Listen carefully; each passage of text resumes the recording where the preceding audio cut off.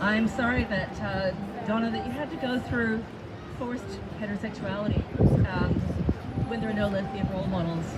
But now, I think for yourself and for me, who identified as a boy when I was a little child because I like boys' freedom, we would now have been on the inexorable roller coaster of thank you, of puberty blockers, of cross-sex hormones, and hideous, unhealthy, sterilizing surgery. I wanted to talk briefly about people I've talked to at places like these and at handing out leaflets with some of my lovely friends here. What I first want to say is most people do not know that self-ID is coming into Queensland. They do not know that it means that any man can identify himself into any women's space and any women's sport. Some of them have said, you can't be right, you're crazy. No, we're not. But 90% of people are on our side. I just wanted to address maybe the 10%. Had an interesting social engagement a couple of weeks ago with some very pro-LGBTIQP plus people. And they talked about self-ID being certain things. I want to say why they're not. They say self-ID will be inclusive. Now, we have two inclusive categories in life. We have men, which covers 50% of the population, adult population. We have women, covers 50% of the adult population. We have boys, we have girls. Pretty much most of the NBs, trans, gender fluid, gender queer questioning people are basically men. They are men who want to identify themselves into women's spaces, particularly lesbian spaces. So 90% of trans people over a certain age, I think it's 30 now, are biological men. They have had no surgery. They are heterosexual. They're heterosexual men. Some of them prefer younger women because we have seen this happen. They want to be in the girls' change rooms, not just the men's change rooms. And they want to be in our spaces badly. It is a fetish for them to be in our spaces.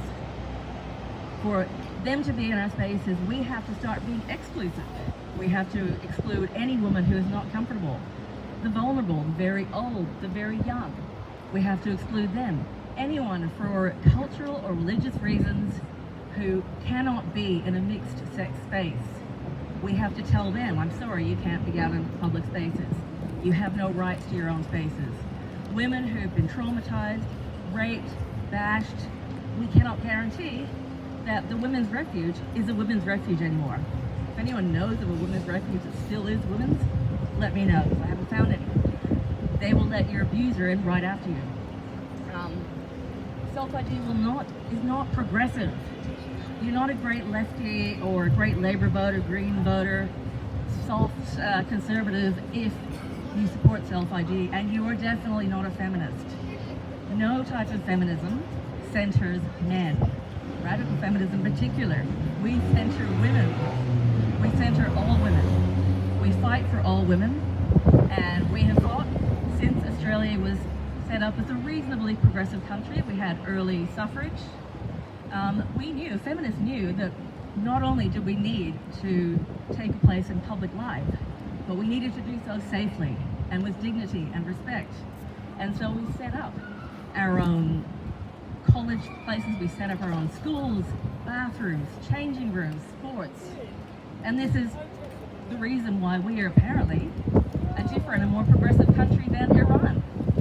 However, self-ID will take all that away. It's not only not progressive, trans ideology is so regressive. It is the boys wear pink,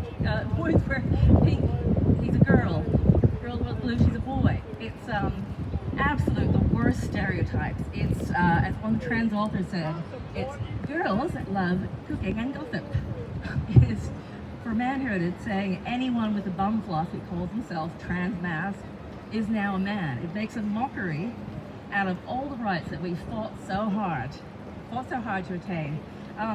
Look, I do talk about trauma, but it also is unfair for women who just like our own spaces, you know?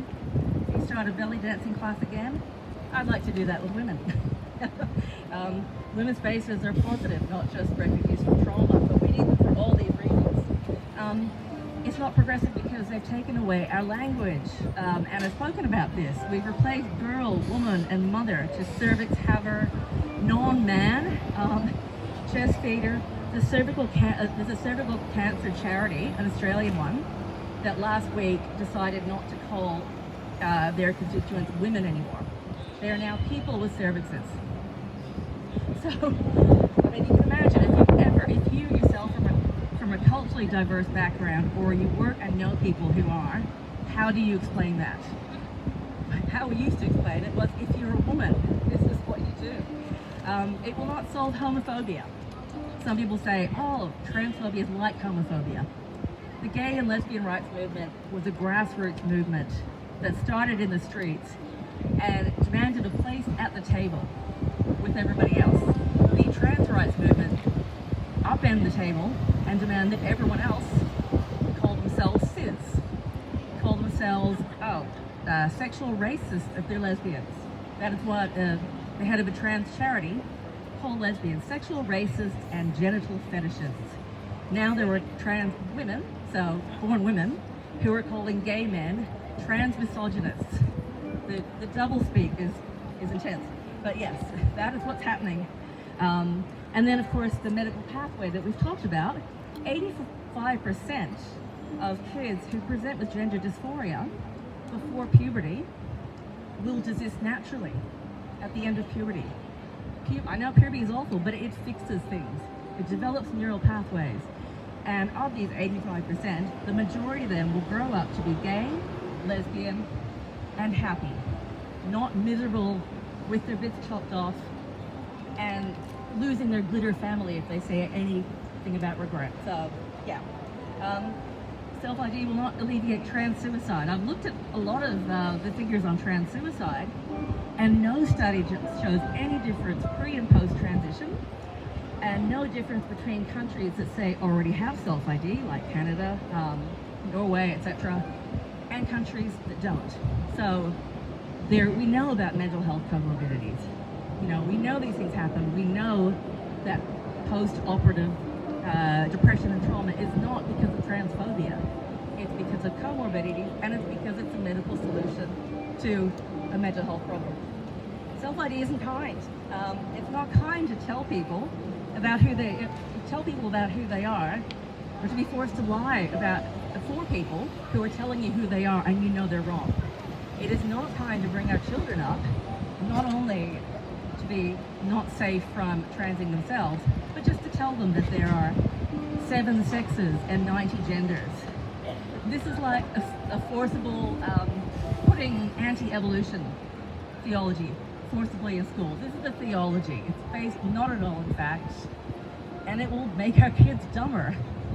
So self-ID, if passed, will not be easily refutable. So people I've talked to say, well, maybe if it doesn't work out, we can just stop it. No, it's not just about changing the markers on your birth certificate and driver's license. It's about what people can do if you say, I'm a man, I feel like a woman, I need your space, I want that job. If you are an employer who didn't hire the man in a dress and takes you to court for transphobia.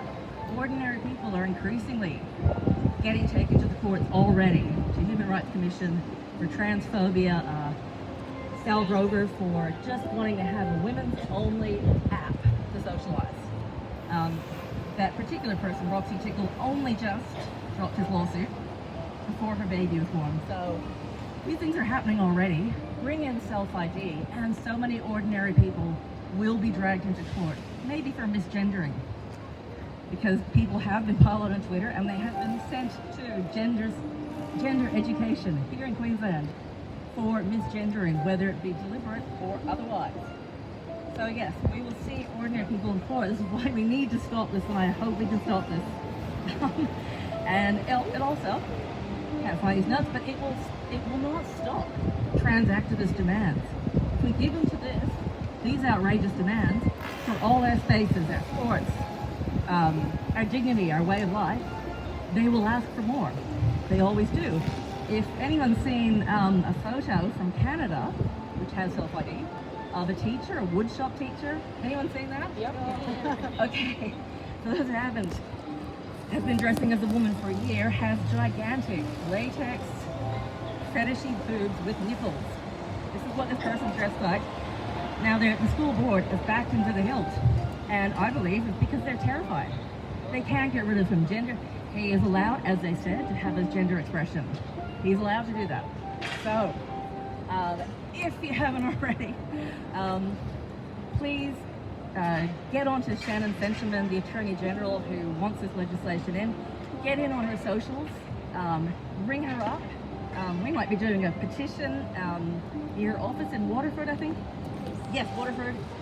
Just absolutely get onto them. Tell everybody you know. If you're a parent, tell your other parents.